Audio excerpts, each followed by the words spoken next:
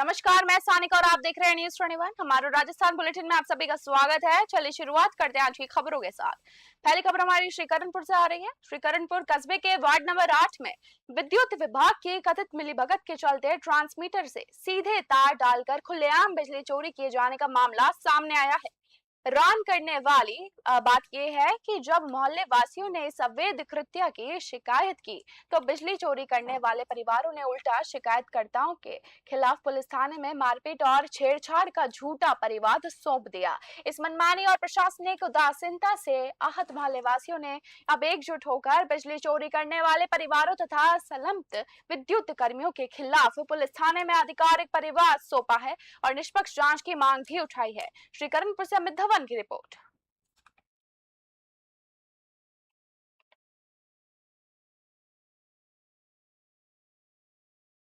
कोटा ग्रामीण पुलिस ने एसपी सुजीत शंकर के निर्देशन में बड़ी कार्रवाई की है। अपराधियों पर शिकंजा कसने के लिए चलाए जा रहे विशेष अभियान क्रिमिनल लिस्टिंग के तहत एक बड़ी कार्रवाई को अंजाम दिया है। रामगंज मंडी थाना क्षेत्र में पुलिस ने अवैध हथियारों के साथ घूम रहे 3 शातिर बदमाशों को गिरफ्तार कर उनके कब्जे से घातक हथियार बरामद किए हैं। आईटीएसटी और रामगंज मंडी थानाधिकारी संदीप शर्मा के नेतृत्व में ये संयुक्त कार्रवाई की गई। पुलिस ने पकड़े गए आरोपियों के पास से एक अवैध देशी कट्टा, 2 जिंदा कारतूस और 2 धारदार चाकू बरामद किए हैं। कोटा से सुरेश कुमार पटेरिया की रिपोर्ट। ब्यावर जिले के विजयनगर शहर में चहलुम के अवसर पर आज ताजिया जुलूस निकाला गया। हजरत मोहम्मद साहिब के नवासे हजरत इमाम हुसैन की शहादत की याद में निकला गया ये ताजिया इमाम बाड़ा इस्लामपुर से शुरू होकर शहर के विभिन्न मार्गों से गुजरा। जुलूस के दौरान ढोल ताशे की मातमी धुनों के बीच बड़ी संख्या में अकीदतमंद शामिल हुए। वहीं अली अखाड़ा, नबी अखाड़ा और न्यू अली अखाड़े के युवाओं ने विभिन्न करतब प्रस्तुत किए। अखाड़ों के करतब देखने के लिए रास्ते में लोगों की भीड़ भी नजर आई। करीब 5 दशक से चली आ रही इस परंपरा में शहर का सामाजिक सौहार्द और आपसी भाईचारा भी देखने को मिलता है। ताजिया जुलूस के दौरान शहर के विभिन्न स्थानों पर लोगों ने स्वागत किया।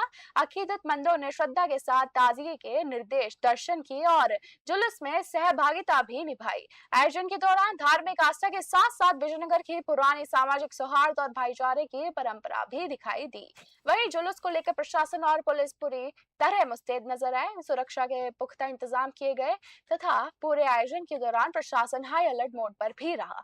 संवेदनशील स्थानों और जुलूस के मार्ग पर पुलिस बल की तैनाती के साथ व्यवस्थाओं पर लगातार नजर रखी गई। विजयनगर से गौरव व्यास की खास report. Malpura Jaipur state highway पर कोहिनूर होटल के आगे बजरी चेकपोस्ट के समीप शनिवार को एक टेम्पो और मोटरसाइकिल के बीच आमने सामने की भीषण टक्कर हो गई। इस भयानक सड़क हादसे में 4 लोग गंभीर रूप से घायल हो गए हैं, जिससे मौके पर अफरा तफरी मच गई और राहगीरों की भी भारी भीड़ एकत्र हो गई। हादसे में घायल हुए चारों लोगों की हालत चिंताजनक बताई जा रही है। फिलहाल सूचना मिलती है एम्बुलेंस और 112 पुलिस वाहन तुरंत मौके पर पहुंचे। स्थानीय जागरूक नागरिकों एवं पुलिस की सक्रियता से सभी घायलों को तत्काल प्राथमिक उपचार के लिए डिग्गी अस्पताल भेज दिया गया है। टोंक से ब्रिजेश परिडवाल की रिपोर्ट। सरहदी जिले जैसलमेर के शहरी और ग्रामीण क्षेत्रों में आज मौसम ने अचानक करवट ली और इंद्रदेव जमकर मेहरबान हुए। दोपहर के समय उमस भरे माहौल के बीच अचानक आसमान में काली घटाएं छा गई, जिसके बाद तेज हवाओं के साथ झमाझम बारिश का दौर शुरू हो गया। लंबे समय से गर्मी और उमस से जूझ रहे आमजन को इस बारिश से बड़ी राहत मिली है। तेज बारिश के दौरान कई स्थानों पर दृश्यता यानी कि विजिबिलिटी इतनी कम हो गई थी कि वाहन चालकों को दिन के समय ही अपनी गाड़ियों की हेडलाइट जलाकर सफर करना पड़ा। ये बारिश किसानों के लिए किसी वरदान से कम नहीं है। खेतों में नमी आने से खरीफ फसलों की बुआई और उनकी बेहतर पैदावार को लेकर किसानों में जबरदस्त उत्साह देखने को मिल रहा है। जैसलमेर से महेंद्र सिंह चौहान की रिपोर्ट। दोस्तों, सीमावर्ती जिले जैसलमेर में 2 से 3 दिन लगातार जो उमस थी, उसके बाद अचानक आज दोपहर में जो मौसम ने करवट बदल ली है। तेज हवा और आंधी के साथ जो है करीबन 20 मिनट तक एक तूफान सा छाया रहा। तेज बारिश हुई, जिसके दौरान आप देख सकते हैं शहर का जो व्यस्तम चौराहा है, जो विक्ट्री पिलर है, विजय स्तंभ चौराहा, उसके आसपास जो जल भरा हुआ है वो इस कदर है कि लोगों की व्हीकल है जो बंद हो गए। रोडे है जो आप कहीं ना कहीं देख रही, सड़कों पर जो लोग है वो मोटरसाइकिलें बंद होने के कारण खींचते हुए नजर आ रहे हैं। बारिश के कारण कहीं ना कहीं जो जनजीवन वो अस्त व्यस्त हुआ है। बच्चे हैं जो नहाते हुए दिखाई दे, और सबसे बड़ी बात है जो दिन पूरा जो गर्मी और उमस थी उसके बाद जो ये जो बारिश हुई उसके कारण कहीं ना कहीं मौसम में वो ठंडक पैदा हुई है। मौसम में हल्की सी हल्की ठंडक है, उसके कारण लोगों को मौसम खुशनुमा बना दिया है। कैमरा पर्सन अशोक कुमार के साथ महेंद्र सिंह चौहान, न्यूज 21 जैसलमेर। धार्मिक महत्व और प्राचीन मंदिरों के लिए पूरे प्रदेश में पहचान रखने वाली धार्मिक नगरी करौली इन दिनों सफाई कर्मचारियों की बार बार होने वाली हड़ताल और नगर परिषद की गंभीर लापरवाही के कारण नारकीय हालत से गुजर रही है। हर 2 दिन, हर 3 महीने में सफाई कर्मियों की हड़ताल होना आम बात हो गई है, जिसका सीधा असर और गंभीर खामियाजा आम जनता को भुगतान पड़ रहा है। इसी के साथ शहर के मुख्य बाजारों और मार्गों पर गंदगी के इस कदर ढेर लग चुके हैं कि पूरा शहर दुर्गंध से सड़ रहा है। स्थिति ये है कि मार्गों पर फैले कचरे के कारण दूर दराज से आने वाले श्रद्धालु भी फिसल कर चोटिल हो रहे हैं। कचरे के बड़े बड़े ढेरों और फैलते संक्रमण के कारण क्षेत्र में मौसमी बीमारियों का खतरा तेजी से बढ़ चुका है।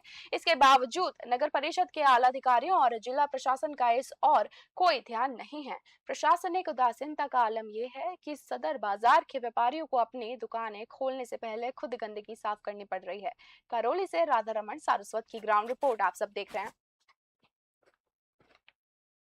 मानलगढ़ क्षेत्र में मौसम ने मेहरबानी दिखाई और सुबह करीब 11 बजे से शुरू हुई झमाझम बारिश दोपहर 3 बजे तक लगातार जारी रही।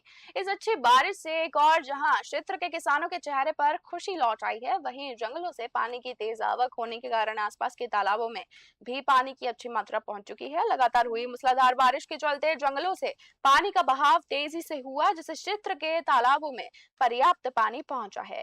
इस बारिश को खरीफ फसलों के लिए बेहद फायदेमंद माना जा रहा है, लेकिन कई जगह बारिश रहमत की बजाय जहमत साबित हो रही है।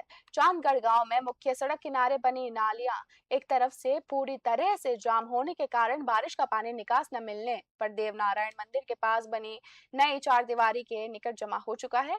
उसी के साथ ग्रामीणों का आरोप है कि नालियों की लंबे समय से साफ सफाई नहीं कराई गई है, जिसके चलते हर बार बारिश के मौसम में उन्हें इस तरह की जल भराव और जल संकट की स्थिति का सामना करना पड़ता है।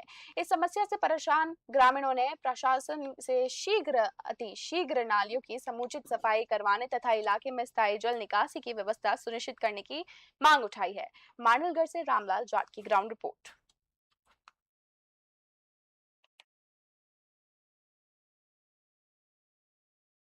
राजगढ़ उपखंड में स्वीकृत केंद्रीय विद्यालय को अन्यत्र खोले जाने के विरोध में स्थानीय जनता और विभिन्न संगठनों द्वारा एक बार फिर उग्र आंदोलन की शुरुआत कर दी गई है।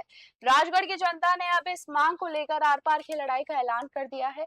राजगढ़ आवाज मंच के बैनर तले केंद्रीय विद्यालय को राजगढ़ उपखंड में ही स्थापित करने की मांग को लेकर दोबारा जन आंदोलन शुरू हुआ है। राजगढ़ आवाज मंच के मुकेश जेमन और राम अवतार मीना ने संजय खंडेलवाल, अजय दीवान, धर्मचंद सैनी, दिनेश प्रधान और रवि नरूका सहित अन्य साथियों के साथ मिलकर महात्मा ज्योतिबा फुले चौराहे से दंडोती यात्रा का आगाज किया। यात्रा शुरू करने से पहले महात्मा ज्योतिबा फुले की प्रतिमा पर श्रद्धा अर्पित की गई। उसी के साथ राजगढ़ आवास मंच के मुकेश जैमन ने स्पष्ट किया कि इस बार केंद्रीय विद्यालय की लड़ाई आर पार की ही होगी। उन्होंने दो टुक कहा कि राजगढ़ की जनता किसी से भीख नहीं मांग रही है, बल्कि अपने वेद अधिकार की मांग कर रही है। राजगढ़ से अखिलेश वशिष्ठ की रिपोर्ट।